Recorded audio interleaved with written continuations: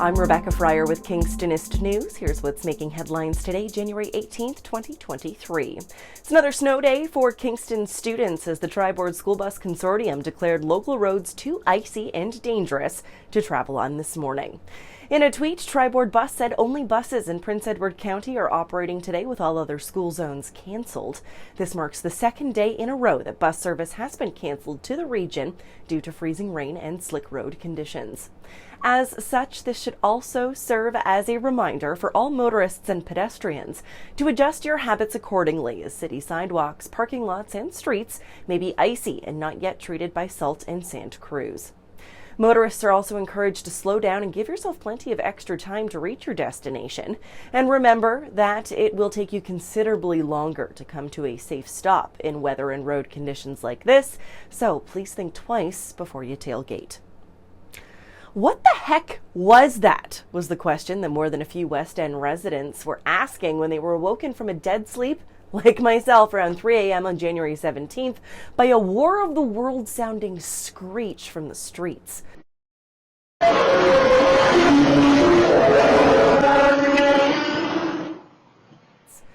The sound could be heard across Kingston from downtown to Westbrook, with witnesses saying it sounded like a variety of things, including a poorly played trumpet off in the distance to a metal table being scraped against the ground. Even alien whale song was thrown out there. However, a more pragmatic and logical approach to the situation turned out to be correct when 3 a.m. footage from a doorbell camera in the West End Woodhaven neighborhood revealed the source of the sound does appear to be a City of Kingston snow removal vehicle, although Public Works reviewed the videos and maintains that they still have no knowledge of their equipment making those noises.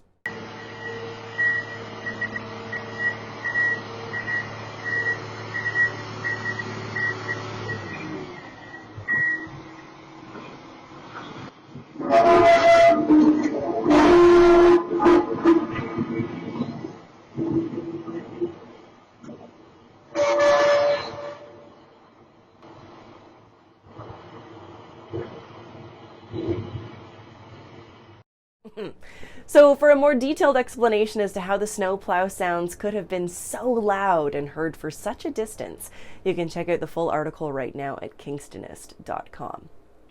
Speaking of West End and snowplows, following through on several warnings previously issued to residents who are not following the Winter Street parking ban, the City of Kingston did tow several vehicles from the streets of a West End neighborhood on the evening of Monday, January 16th and early morning on Tuesday, January 17th. The city says the last resort move came after several attempts were made to educate residents, but they kept parking on the streets regardless. The city confirmed that 6 vehicles were towed from the Woodhaven area. However, there were almost 100 cars still parked overnight in the neighborhood during the last snowfall. The city says the owner of the vehicle is going to be responsible for picking up the costs of their vehicle being towed, and it's now parked at Ward's towing lot on Sydenham Road. A Kingston man faces charges after he crashed a truck that he stole less than 500 feet from where he took it in Odessa last weekend. On Saturday, January 14th, OPP say they were called to a 2-vehicle collision on County Road 6 in Odessa just before 2:30 p.m. that involved a vehicle that had just been reported stolen from a convenience store located down the street. Police say the suspect fled on foot following the crash and was apprehended a short while later with help from the OPP's K9 unit and the emergency response team. 42-year-old Luke Hill of Kingston was charged and with a list of offenses, including failure to comply with a probation order and theft over $5,000.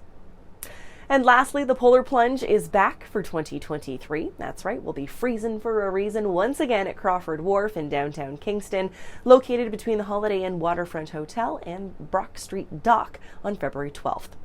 Registration is from 10 until 11:30 at the Confederation Place Hotel, with the jumping in the water starting at noon.